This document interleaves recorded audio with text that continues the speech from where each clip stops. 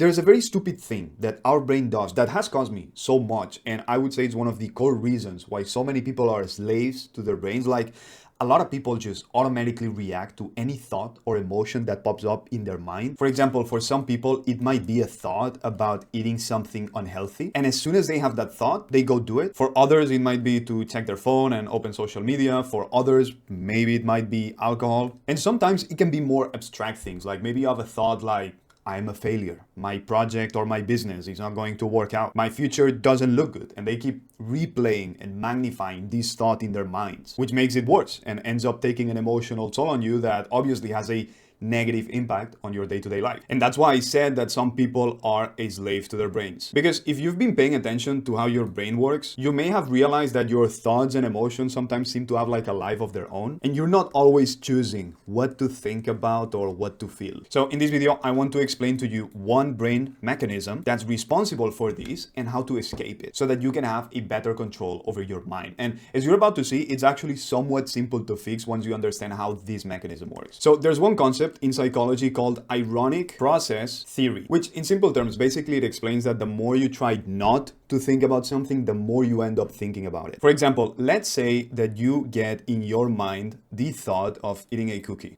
binge eating, and let's say that you want to avoid it, right? It's a thought that you don't want. You try to put that thought aside, ignore it, and think of something else. There are two things that happen. First, there's an intentional process that kicks in your mind and tries to think of something else, the thing that you actually want to focus on. But then at the same time, there is a monitoring process, which happens in the background, and it's checking whether you're still thinking about that cookie or not. But obviously, this brings up the thought again. For your mind, for your brain to check whether it's still thinking about the cookie or not, it has to think about the cookie. So now what happens is that the thought re-emerges at a conscious level. And now you're basically sent back to the beginning to repeat this cycle. Now, the more that all of this happens, the more that you loop through this cycle again and again and again, the more you look away and go back to the thought and then try to look away again and go back to the thought, the more this thought or emotion intensifies, the more it grows, which is quite uncomfortable. And eventually what happens to a lot of people is that it ends up growing to a point that in order for us to escape those thoughts and those feelings, instead of trying to look away, what we conclude is that the best course of action is to act on them. Because trying to ignore them, as we were talking about, makes it worse. So you go,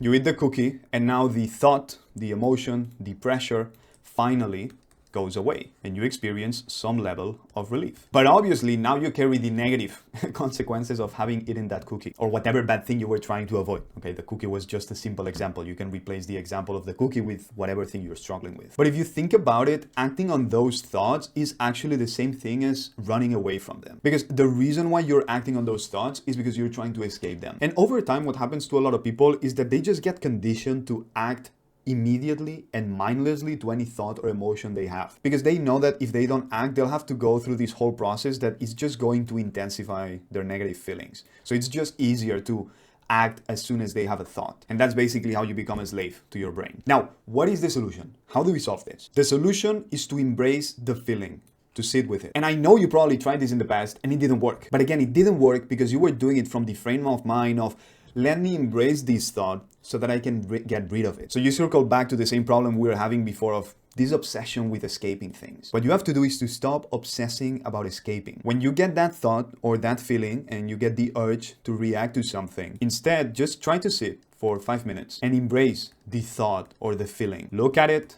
sit with it, let it go through your body, analyze it. Where am I feeling it? How does it feel? And just look at it for what it is, which is just a thought among many others. And what will happen after a few minutes is that thought or feeling eventually will just go away.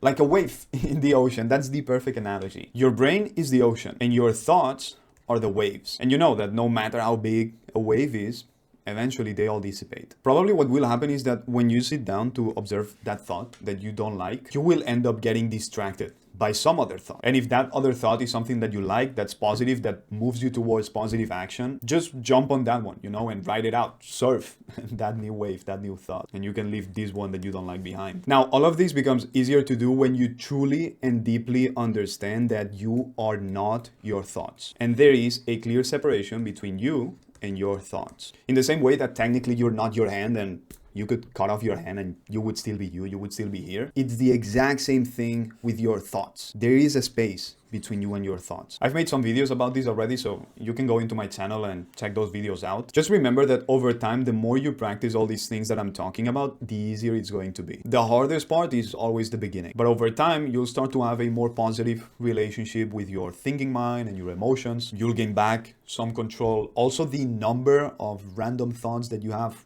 will diminish. The intensity of those thoughts and emotion, like the weight they have, it will diminish as well. So all of this is gonna get easier if you're patient. But here's the thing, it's a war that never ends. It can always flip back up again if you're not careful and you just let it go. Slippery slopes, as I always say. Now, everything that I have explained in this video is more about internal self-management. But if you want to learn what you can do on the outside, there's a video that I recorded a couple weeks ago that might seem very extreme for some of you. But if you're someone who wants to take this whole thing way more seriously and you want to increase your focus by tenfold, I would seriously recommend you to go watch it. You will find it really helpful. Click here right now and I'll see you there. Take care. Peace.